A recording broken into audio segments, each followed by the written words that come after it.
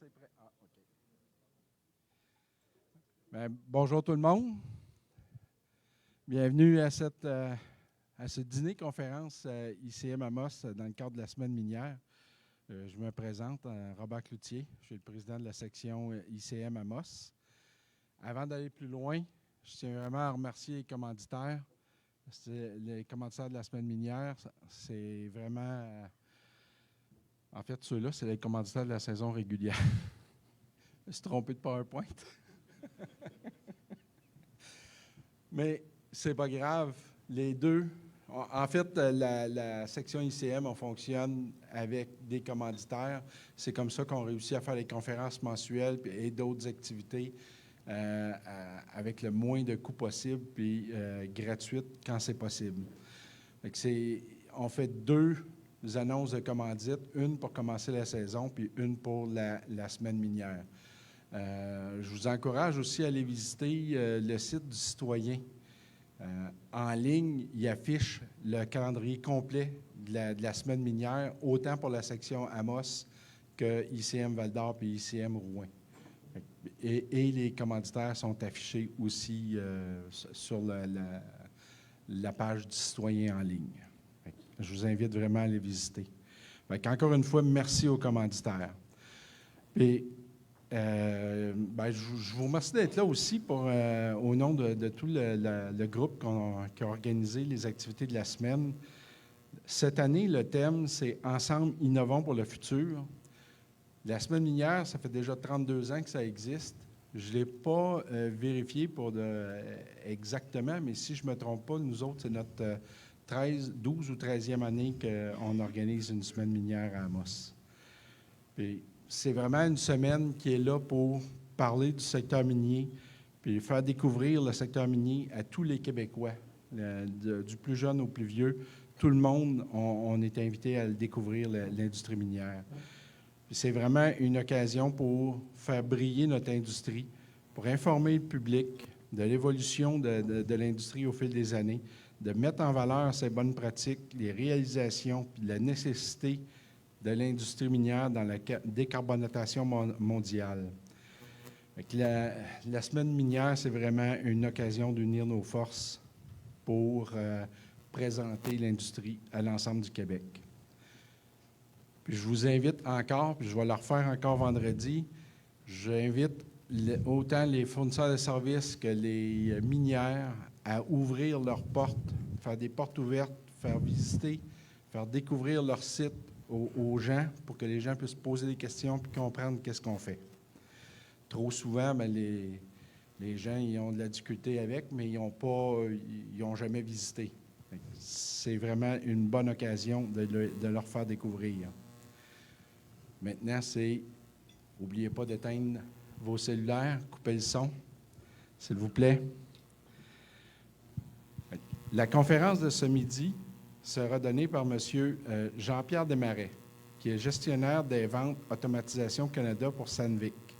Il est gradué de l'École de technologie supérieure en génie mécanique. Il a toujours œuvré dans la haute technologie, prototype de moteurs d'hélicoptères, simulation pétrolière et gazière, logiciel FEA et maintenant en technologie minérale. Il a rejoint Sandvik en janvier 2021 en tant que directeur des ventes Automation Canada après 3 ans chez Newtrax. Nommé Business Line Manager en 2022, il est désormais responsable de la rentabilité, de la croissance et la pérennité de cette division. À toi. Merci, Robert.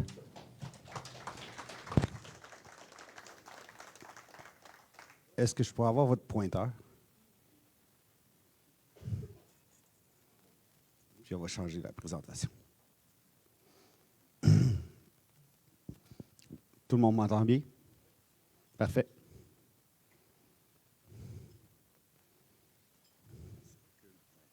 Parfait. Merci.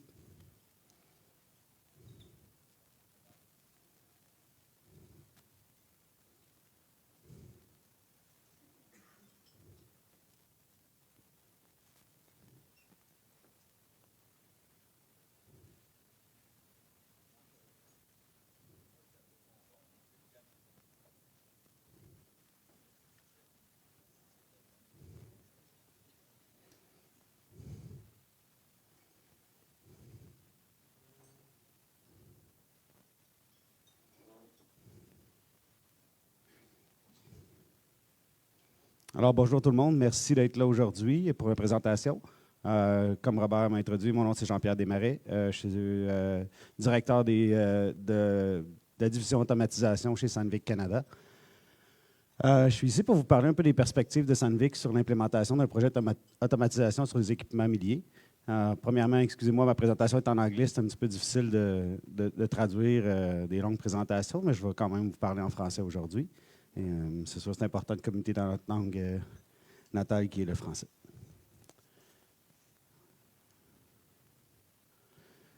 Je me suis commis personnellement chez Sandvik Canada en tant que membre de la direction de commencer chaque présentation ou chaque discussion avec un partage de santé-sécurité.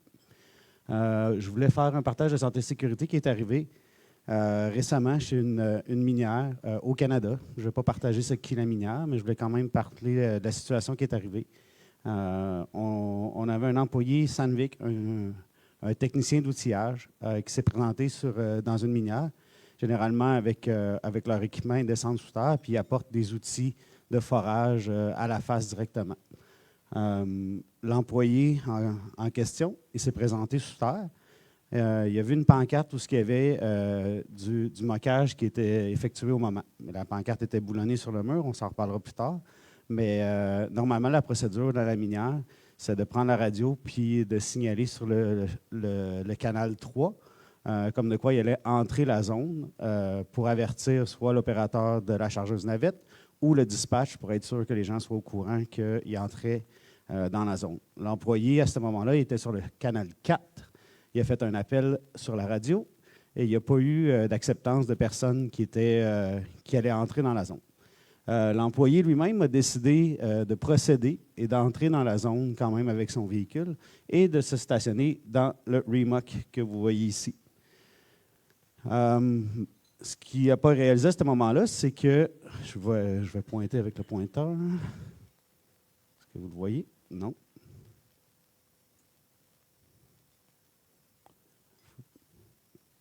Je pense que ça ne fonctionne pas.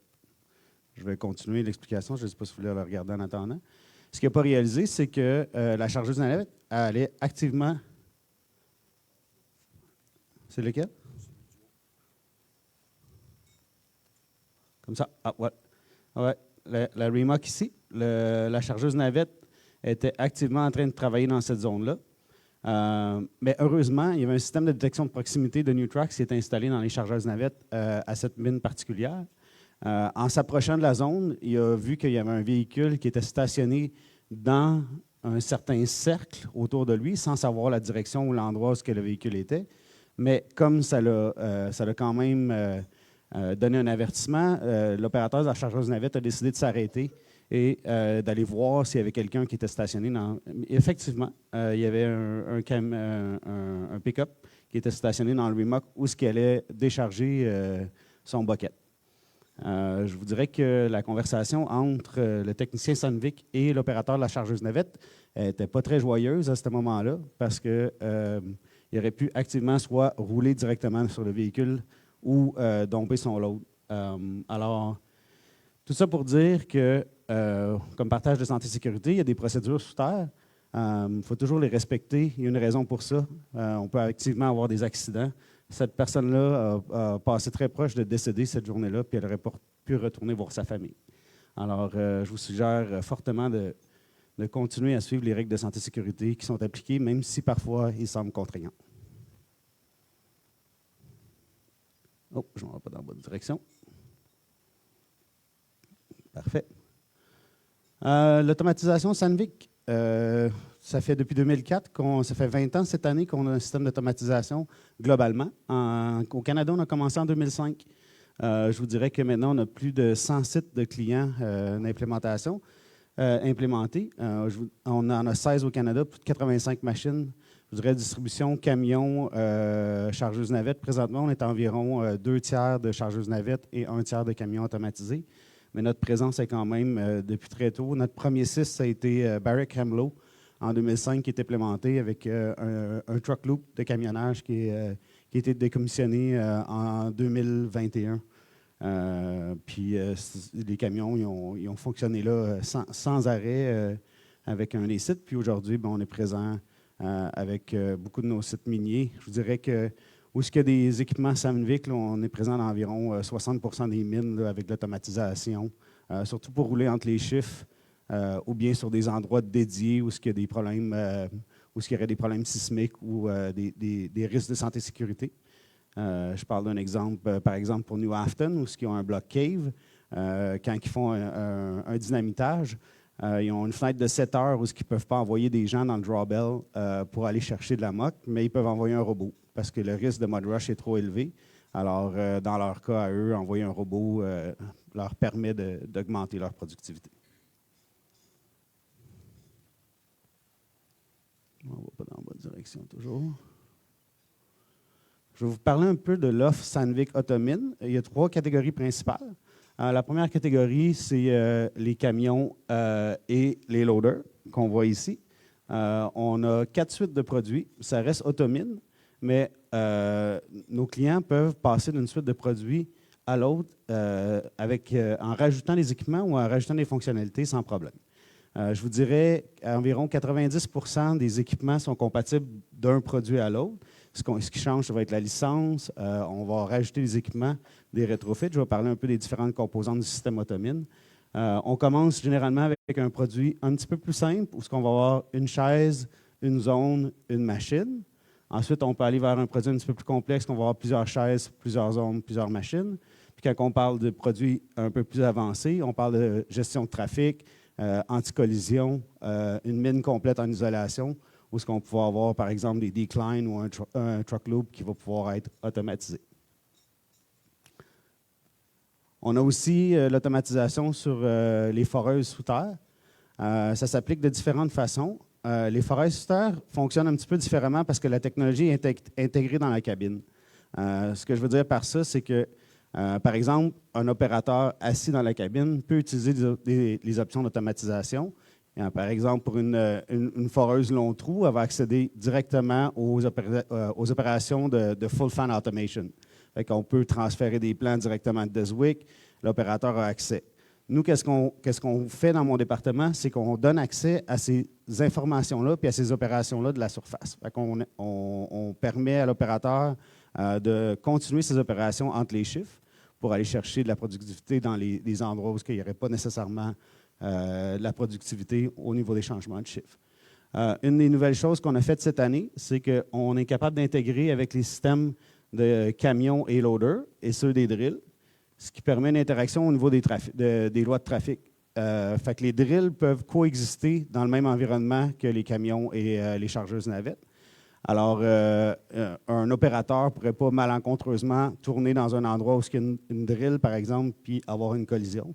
Puis aussi, l'isolation n'est pas nécessaire entre ces deux types d'équipements-là parce qu'ils savent leur positionnement puis ils savent où ils doivent aller. Ensuite, notre troisième portfolio est au niveau des foreuses de surface.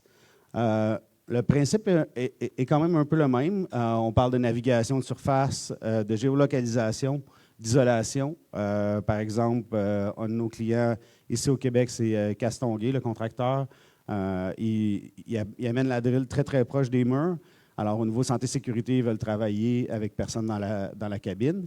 On leur permet d'avoir quelqu'un qui est en sécurité à l'extérieur, souvent dans une petite remorque ou un véhicule, peu importe. Alors, la chaise de contrôle est éloignée de la zone de danger. Alors, les drills de surface, ça fait partie aussi de notre portfolio. Je vais parler des composantes de base qui composent un système d'automatisation. Il y a 3 choses principales. Il y a l'infrastructure, l'équipement et la salle de contrôle. Je voulais parler un petit peu de l'infrastructure sous terre ou bien en surface, dépendamment de la catégorie d'équipement que vous voulez. C'est important de comprendre que Sandvik n'installe pas l'infrastructure. C'est quelque chose qui doit être fait par la minière elle-même. Nous, on donne des guides d'installation d'infrastructure. L'infrastructure, c'est souvent les équipements d'isolation. Comme vous savez, les équipements automatisés ne peuvent pas fonctionner à travers les humains présentement. On doit absolument les isoler complètement, d'avoir des interactions avec soit des équipements manuels ou des personnes. Alors, on utilise des barrières laser. Au niveau de l'installation sous terre, c'est important de planifier ça quand même assez d'avance parce que nous, ce qu'on veut faire, c'est on veut protéger les barrières. C'est des petits équipements assez fragiles, puis généralement, si on veut soit installer des barrières pour protéger, ou soit des pièces de métal pour empêcher les équipements de frotter les barrières puis de les arracher, ou bien si on peut même le planifier dans le processus de développement, quand la drill est déjà sur place, de juste faire une petite encavure au niveau où les barrières vont être installées. Si c'est planifié d'avance, ça ne coûte pas cher, la drill est déjà là. Mais si d'amener une drill de développement, de ramener un jumbo dans un endroit, ça devient quand même assez dispendieux. Puis ça fait que au niveau de l'efficacité puis l'utilisation des systèmes d'automatisation, on va avoir une plus grande efficacité. C'est malheureux quand tu arrives pour rouler entre ton chiffre, puis il y a une barrière qui est arrachée, puis tu ne peux pas réussir à utiliser l'automatisation puis de profiter des tonnes qui sont rajoutées. Fait que l'infrastructure, c'est quand même assez important.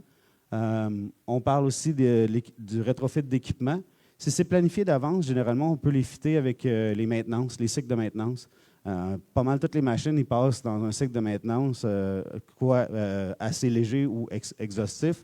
Alors, en combinant les cycles de maintenance avec l'installation des rétrofits, on est capable de minimiser l'impact sur l'utilisation des équipements de production. Ça reste qu'il y a un impact sur l'utilisation des équipements de production quand on installe l'automatisation, mais en combinant avec un cycle de maintenance, on essaie de minimiser cet impact-là. Et ensuite, la troisième composante de n'importe quel système d'automatisation, c'est la salle de contrôle.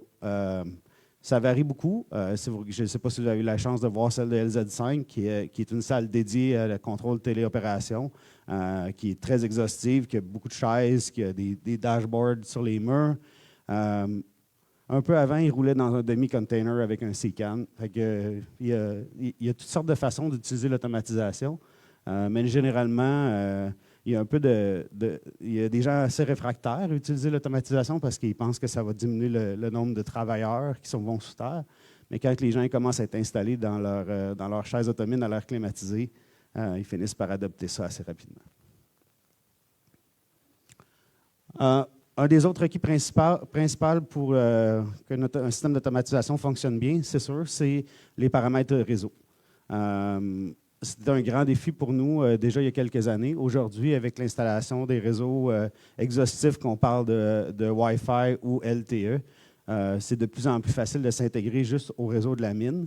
Nous, on peut faire des réseaux locaux. Sandvik, on peut fournir des points d'accès Wi-Fi dans un cas où l'infrastructure ne se rend pas dans la zone d'opération téléopération. Ce qu'on a besoin généralement, c'est quelques access points pour couvrir une zone. Dans le cas qu'il y a une infrastructure déjà à la mine, on peut utiliser l'infrastructure qui est existante. Ce qu'on voit beaucoup chez Sandvik Canada, du moins, je pense qu'au Canada, on est assez avancé technologiquement.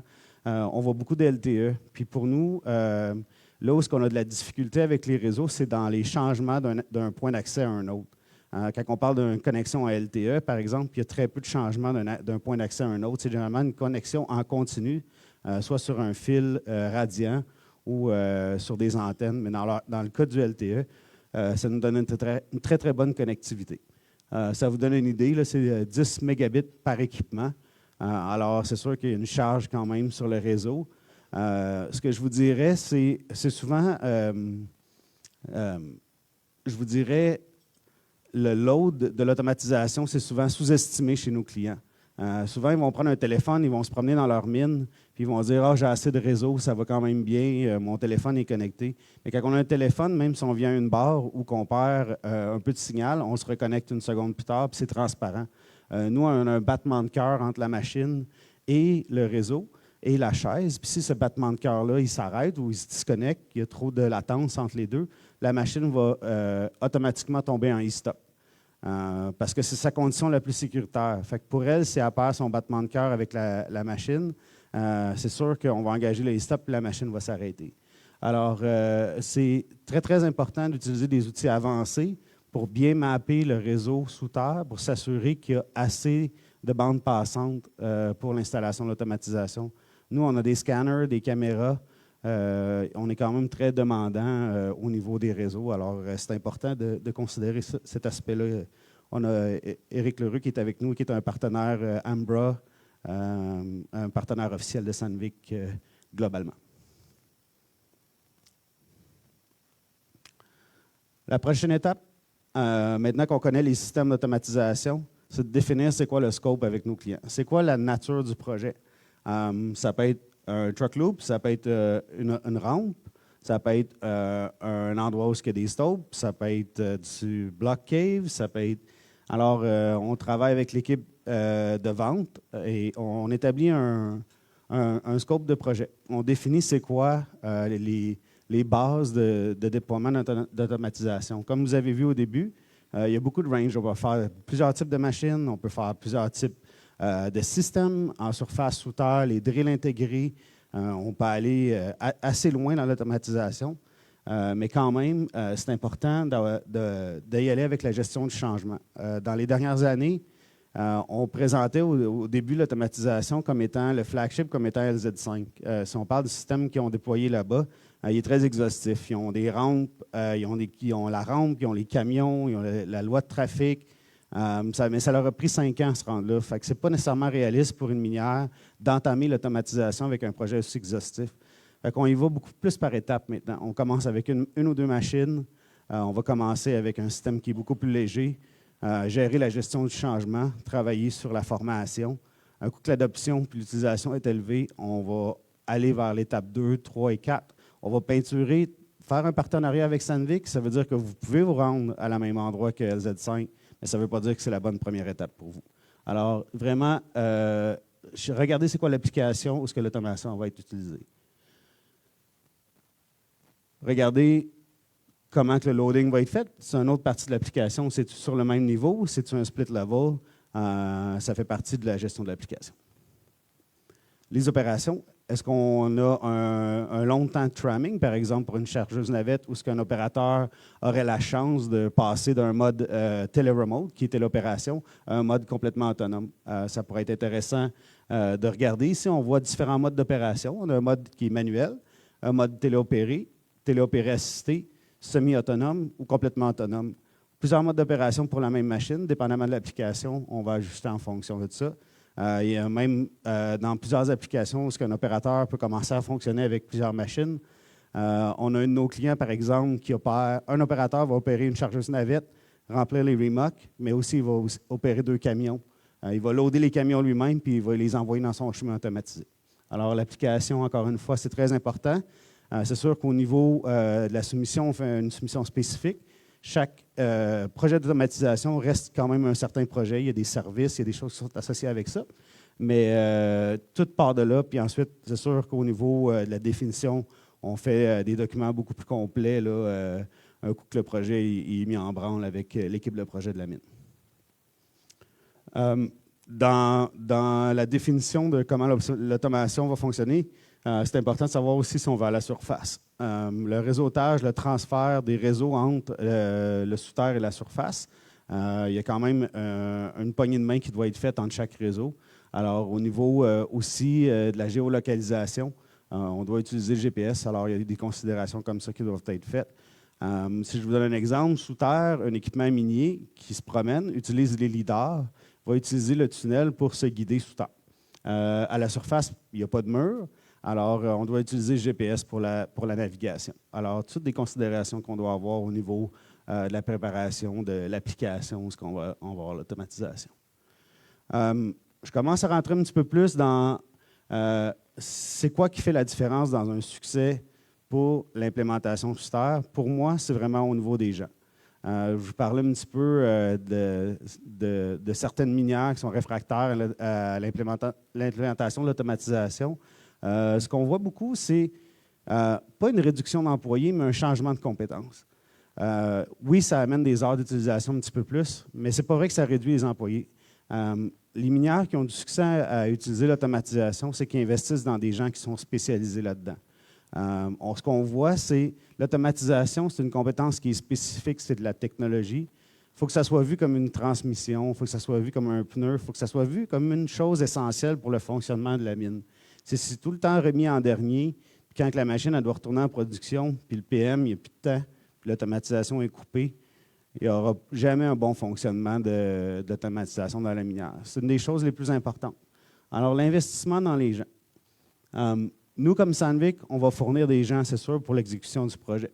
On parle d'un gestionnaire de projet, on parle de technicien, on parle de formateur, d'expert. On a notre usine en Finlande qui nous supporte avec des compétences supplémentaires si jamais on fait face à des défis technologiques qu'on n'avait pas vus dans le passé. Alors, on a des ressources globales. Mais ce qui est très important, c'est quand on parle au niveau du client. Trop souvent, les projets sont gérés par une équipe de projet à l'extérieur des opérations. Puis quand on finit l'implémentation, ils se retournent puis ils donnent tout le projet à l'équipe d'opération. Puis l'équipe d'opération, ils ne savent pas quoi faire avec ça, ils ne savent pas comment l'intégrer dans leur opération. Fait que l'équipe de projet, c'est très important, mais une des choses les plus importantes, c'est vraiment l'équipe d'opération. Comment intégrer l'automatisation dans vos processus opérationnels? C'est crucial pour que le succès du projet, pour que le projet puisse aller de l'avant. Je parlais un petit peu des difficultés techniques qu'on rencontre au niveau des réseaux. D'avoir les gens impliqués très tôt dans le projet au niveau des réseaux, c'est super important. C'est vraiment qu'est-ce qui va faire la différence. Techniciens, opérateurs, puis la maintenance. Quand tous les intervenants sont impliqués au début, puis ils savent comment modifier leurs opérations standards en intégrant sur de l'automatisation, ce qui n'est pas nécessairement un processus naturel pour eux ou qu'ils sont habitués à travailler avec, ça fait que le projet a beaucoup plus de chances d'avoir du succès. C'est quoi un projet d'automatisation? Ici, j'ai un des projets les plus complexes. C'est nos projets de flotte avec la gestion de trafic. On regarde environ là, un projet de 12 mois. Moi, au niveau de la gestion du changement chez les clients, même si l'implémentation, c'est environ 3 mois, est un petit peu plus courte que ça, je regarde tout le temps mon projet sur une période de 12 mois. Parce qu'après l'implémentation puis l'acceptance du site, du projet qui a été livré, il y a une grosse composante au niveau de la formation qui doit continuer. Alors, on travaille beaucoup avec les minières pour avoir la formation continue. On le sait, on est dans une période où les gens changent beaucoup de minières d'un endroit à l'autre, ou même à travers les mêmes compagnies. On perd des champions, il y a des gens qui quittent. Alors, on doit vraiment focuser sur la formation. Nous, on bâtit ça très, très tôt dans les soumissions, avoir plusieurs semaines de formation continue, puis on essaie de garder contact avec les mines justement pour s'assurer d'avoir de la formation continue, même si parfois ça semble redondant. C'est vraiment important de continuer à ce niveau-là. Je vais en parler un petit peu plus tard. Fait que si on regarde un projet, c'est sûr, il y a le kick-off original avec le PO. Ensuite, on assigne un gestionnaire de projet. On commence à faire l'ingénierie au niveau de la gestion de trafic. On regarde au niveau de la documentation, la livraison. Ensuite, on parle de l'installation. Je parlais des préparations sous terre. Sandvik ne fait pas l'installation des composantes sous terre, ne fait pas les installations de réseau. Ça doit être géré par la mine. Fait qu'on essaie de planifier au niveau des ressources, s'assurer que tout soit clair au niveau des au niveau des timelines. Ensuite, on se rend avec la formation finale des opérateurs, le training, la signature au site, puis le lancement du projet. Mais pour moi, le projet, il commence quand même avant ça, puis il se termine beaucoup plus loin que ça. Parce que nous, qu'est-ce qui a fait notre succès chez Sandvik Canada? C'est d'avoir des gens qui communiquent avec les mines, généralement aux 2 semaines. Fait que chacun de nos clients, on offre d'avoir un appel d'1 heure à toutes les 2 semaines pour regarder comment ça va. On a une suite, un suivi d'actions, d'amélioration, de points, de choses avec lesquelles on travaille. On a des gens qui sont quand même là à temps plein avec des gens de maintenance, des gens de service qui supportent nos équipements automatisés sous terre. Mais nous, on veut quand même, au niveau de mon département, avoir un contact directement avec les clients pour savoir comment ça va. C'est quoi les barrières qu'ils font face? C'est quoi les choses qui ne leur permettent pas d'utiliser l'automatisation à leur plein potentiel? Si on regarde, si on regarde un de mes clients principaux présentement qui utilise les lois de trafic très avancées, ils ont une quinzaine d'équipements sous terre qui roulent en automatisation. Ils font 5 de leur production totale en véhicules automatisés. Puis ça, c'est durant le changement de crew ou changement de chiffre. Fait que si vous allez voir votre patron et vous dites on investit 5 millions de dollars, mais je peux améliorer ma productivité de 5 je pense qu'il y a quand même un gain qui est assez efficace, là, qui est quand même significatif à aller chercher. Puis on a des données qui nous prouvent qu'on est capable de le faire. Ça prend du travail, ça prend des gens, ça prend de la gestion de changement, ça prend du support. Ça ne vient pas tout seul, 5 de production additionnelle, mais il y a quand même un gain qui est significatif. Même 1 2 essayez de regarder d'autres procédés qui vont aller essayer de vous donner 5 plus de productivité, c'est quand même difficile à aller chercher. On parlait de gestion de compétences. on reçoit tous du training quand on est dans notre travail. Chez Sandvik, on essaie d'utiliser des outils de plus en plus digitales pour faire la formation des opérateurs, des gens de maintenance, même des gens à la mine, généralement, qui font soit le gestionnaire de projet ou les différentes personnes impliquées dans le système d'automatisation. La première étape pour nous, c'est vraiment les modules en ligne. On a une plateforme Adobe qui permet aux opérateurs d'avoir une vingtaine d'accès. Les modules en ligne, ils vont quand même assez loin, mais je vous dirais la première étape, c'est de se familiariser avec le système. C'est beau, je peux arriver vous faire un training aujourd'hui sur l'automatisation, mais ça reste que si vous n'êtes pas familier avec c'est quoi la terminologie, on va passer plus de temps à expliquer c'est quoi les termes, c'est quoi les fonctions de base. Alors, ce qu'on recommande aux clients, c'est de vraiment commencer avec les fonctionnalités de base qu'on peut aller chercher à travers les modules qui sont en ligne. Je vous dirais c'est une vingtaine d'heures totale là, pour le module de base. Ce n'est pas très long. Puis ça nous permet que lorsqu'on fait des rencontres face à face, ça avance beaucoup plus vite, puis tout le monde est sur la même longueur d'onde en partant. Ensuite, on travaille beaucoup avec les salles de classe. Je ne sais pas si vous avez visité notre shop à Val-d'Or. On a un super beau centre de formation. On fait des formations chez nos clients. C'est sûr qu'un client comme Méliadine, par exemple, n'a pas toujours le luxe d'amener une vingtaine de personnes à aller à Val-d'Or. Alors aussi, on déplace nos formateurs chez nos clients. On fait des formations directement sur le site. On a plusieurs kits démo, par exemple, parce qu'on a des scanners, on a des parties de machines. On explique c'est quoi des rétrofits, on explique c'est quoi les composantes automines, comment les maintenir, comment les nettoyer, comment les diagnostiquer s'il y a des fils, des problèmes de fils, des choses comme ça. Alors, on a aussi du hardware qu'on amène lors de nos formations. On a des simulateurs. On a différents types de simulateurs dépendamment du système. Un système de base, une machine, une zone. On a multi-machines, multi-zones, puis on a même des systèmes plus complexes là, avec des camions, avec l'intégration des foreuses, etc., etc. Alors, simulateur pour la formation, surtout au niveau de l'utilisation du système, au niveau de la chaise.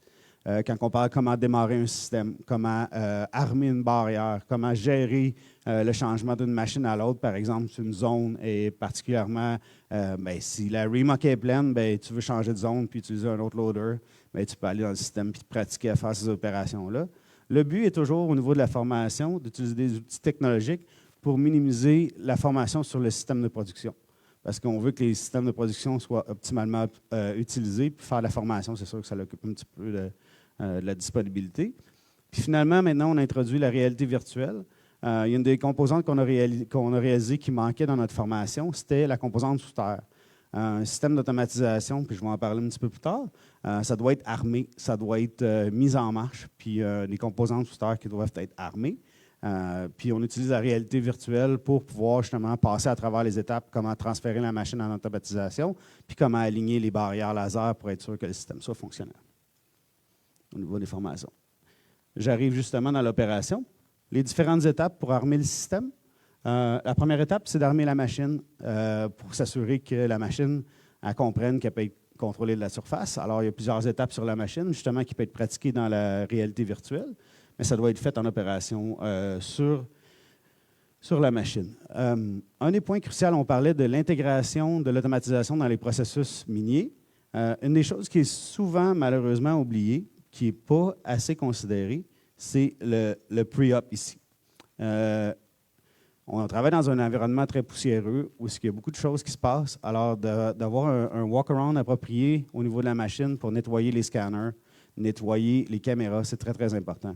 Parce que si la caméra est pleine de poussière, quand tu vas arriver pour activer à la surface, puis l'opérateur ne voit rien, il ne pourra pas utiliser sa machine. Fait que le pré-op est très, très important au niveau de la machine. S'assurer aussi que toutes les composantes fonctionnent bien et qu'il n'y ait pas de surprise au niveau du démarrage de l'automatisation. Ensuite, on va aller dans la zone. On parle de l'activation de la zone. Ici, on parle d'une zone, par exemple, où on aurait 2 barrières. Alors, la première chose, c'est de s'assurer qu'il n'y a personne dans la zone. Parce que le robot, lui, il ne réalisera pas s'il y a une personne, s'il y a un véhicule de stationné ou des choses comme ça. Fait qu'il doit y avoir un walk-around qui est fait de toute la zone, s'assurer que... plusieurs de nos clients utilisent, par exemple, dans le changement de chiffre, si tout le monde est sur le tagboard puis tout le monde est sorti de la mine, dans ce cas-là, on peut s'assurer que tu n'as pas besoin de marcher toute la mine, bien évidemment, pour t'assurer qu'il n'y a personne sous terre. Mais dans un cas où c'est dans une zone qui peut fonctionner pendant un chiffre, par exemple, bien, c'est important que la personne fasse un walk-around de la zone, s'assurer qu'il n'y a personne à ce moment-là ou qu'il n'y a pas un véhicule de stationner sans qu'on s'en rende compte. Alors, encore une fois, le pre-up, très important, s'assurer que les barrières laser soient bien nettoyées pour pas qu'il y ait de difficultés au niveau de l'armement du système quand on vient le temps de le faire fonctionner. Et le dernier, c'est d'aller dans la chaise et d'activer le système, prendre le contrôle des ondes, prendre le contrôle de la machine et commencer la téléopération. Si vous voulez, il y a beaucoup de gens qui fonctionnent très, très bien à l'opérateur du loader, c'est lui qui va armer sa zone, puis ils vont faire rentrer quelqu'un plus tôt dans le shift en overtime pour aller directement dans la chaise. Fait que si on parle d'un blast window de 2 heures où il n'y a personne sous terre ou 1 heure et demie, mais il y a beaucoup plus long que ça à partir du moment où la personne elle quitte le loader, qu'elle se rend jusqu'à la cage, puis qu'elle monte dans la cage. On peut parler des fenêtres jusqu'à 3 heures parfois entre la fin de l'opération du loader puis le début de l'opération du loader au prochain shift. Fait que nous, ça peut nous donner des fenêtres d'opération presque jusqu'à 6 heures par jour s'il y a 2 blasts. Fait que qu'est-ce qu'on fait? Justement, on fait rentrer la personne en overtime avant le début de son shift, avant qu'elle soit sous terre. Elle s'assoit dans la chaise. Quand elle reçoit le signal que la zone est armée sous terre, l'opérateur il peut prendre le contrôle de la machine, puis la personne qui était le mocker sous terre, il peut aller à sa cage puis terminer son shift. Fait que les changements de shift sont quand même une belle opportunité là, pour l'opération, la téléopération. Maintenant qu'on est capable d'opérer un système, on est entraîné, on fonctionne bien, c'est quoi l'après-vente? C'est quoi qui se passe chez les clients? Au niveau des pièces de rechange, ça reste que dans le processus minier, on est très habitué. On sait c'est quoi les maintenances qu'on va faire sur nos équipements, mais nous aussi, on en a des maintenances. Nous aussi, au niveau de l'automatisation, ça requiert un autre set de pièces. Ça requiert un autre set de compétences pour pouvoir maintenir les équipements.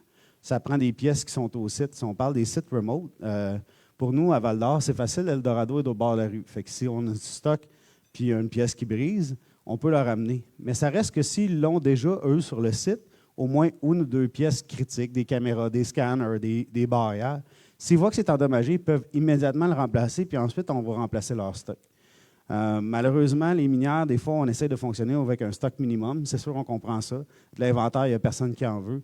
Mais ça reste que sans inventaire, c'est le système qui va en souffrir. Alors, il y a des pièces composantes qui sont réutilisables à travers les machines. Si on parle d'un scanner, un loader, un camion ont tous le même type de scanner, ont tous le même type de caméra. Alors, c'est assez facile de stocker une caméra, par exemple, qui va être effectif sur toutes les machines. Mais au moins, tu sais que si tu as un bris, tu vas pouvoir facilement faire le remplacement avec ton équipe de maintenance. Nous, on offre chez Sandvik Canada toujours la connectivité remote. Ce n'est pas toutes les mines qui nous laissent, mais généralement, on a un accès remote qui nous permet de nous connecter directement au système sans que les gens aient à se déplacer. Alors, on va pouvoir faire des diagnostics avancés de système pour savoir pourquoi il y a eu des erreurs, des réseaux, des connexions, des barrières qui ne se connectent pas directement au système. Au niveau du support à distance, on peut faire ça. Les gens continuent la gestion de compétences. Ce n'est pas parce qu'on l'a fait une fois que les compétences y restent. On focus beaucoup là-dessus. Il faut continuer le développement de compétences. Il faut continuer la gestion du changement. Les gens se promènent. Il y a des nouvelles personnes qui sont impliquées dans un système d'automatisation. Ça ne va pas nécessairement exposer à ça. C'est important de continuer la gestion du changement. C'est un système intégral à l'opération de la mine. Puis si c'est vu comme un système intégral à l'opération de la mine, c'est comme ça qu'il va être maintenu et qu'il va être fonctionnel le plus longtemps possible. Puis, bien sûr, la maintenance d'équipement.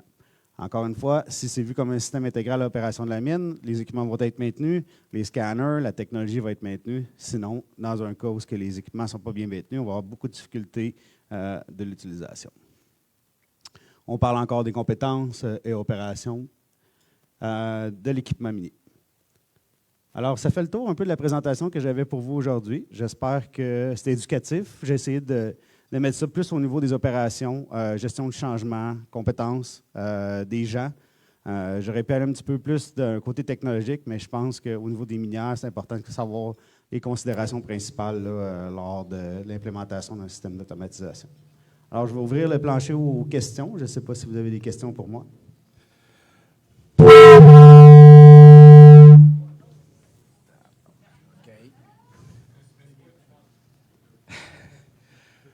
Pour les questions, levez la main, je vais vous apporter le micro. Les oreilles qui cillent.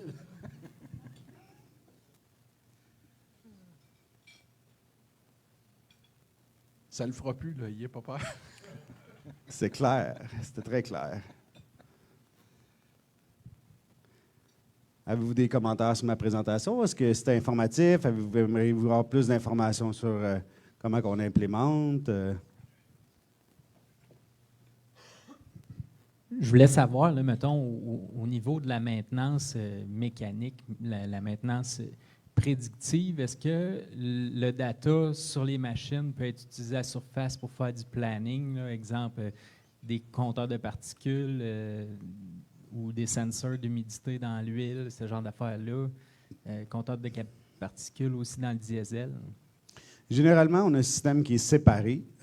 Automine utilise les données de la machine et des sensors pour savoir beaucoup son positionnement, le boom bucket, par exemple, le bucket positioning, les choses, les angles. On a un système qui est plus au niveau de la télémétrie. Nous, le gap, c'est quand la machine elle tombe en manuel, on arrête nos systèmes. Fait que, on a une boîte de télémétrie qui s'appelle le Knowledge Box, qui est installée puis qui enregistre en tout temps. Ça va être plus ce système-là qui va être plus pour les données de maintenance.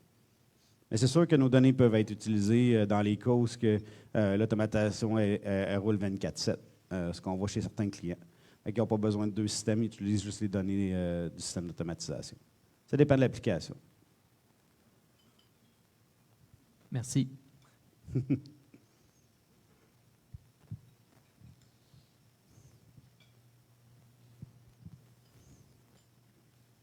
Pas d'autres questions? Oui? Bien, merci. En fait, ça rentre encore dans le thème de la semaine minière de cette année où on doit parler des innovations. Puis tantôt, tu nous parlais d'inventaire. Nous autres ici, qui à Amos, on est just on time. La livraison de la toile vient d'arriver. Marie-Josée.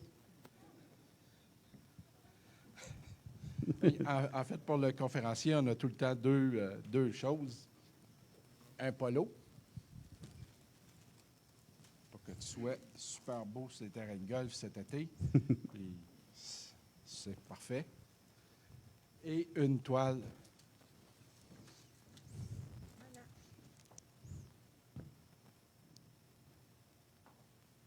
Merci. Merci beaucoup. Merci beaucoup. Merci pour votre temps. Merci beaucoup. Juste quelques petits messages.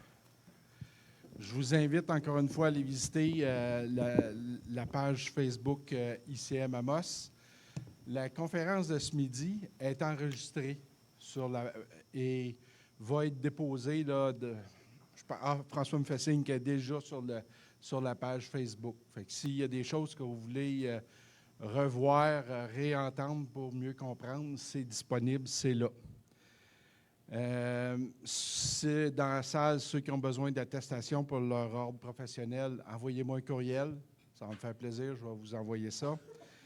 À l'entrée, sur la table, à côté de François, il y a une boîte en bois brune avec une belle peinture de mineur dessus. Si vous participez pour la première fois, je vous invite à mettre une carte d'affaires dans la boîte. Ça va me permettre de vous ajouter à notre liste d'envoi pour les invitations aux prochaines activités. Dans la semaine minière, nos prochaines activités, demain, jeudi, le matin, il y a une visite du site minier canadien de Malartic. C'est organisé conjointement avec Mines canadienne de Malartic et le musée minéralogique de Malartic. Si vous voulez vous inscrire, je n'ai pas vérifié aujourd'hui, mais il restait encore de la place avant hier. Vous devez téléphoner directement au musée. Puis demain, en 5 à 7, c'est une porte ouverte au bureau de Dumont Nickel. Ça va nous faire plaisir de vous accueillir. Vendredi, il y a un dîner-conférence par M. Danny Boisvert d'Eldorado Gold. Et vendredi soir, c'est une soirée cinéma. Vous avez sûrement vu la pièce de théâtre là, qui circulait en ville les dernières années, Amos vous raconte, et Val-d'Or vous raconte aussi.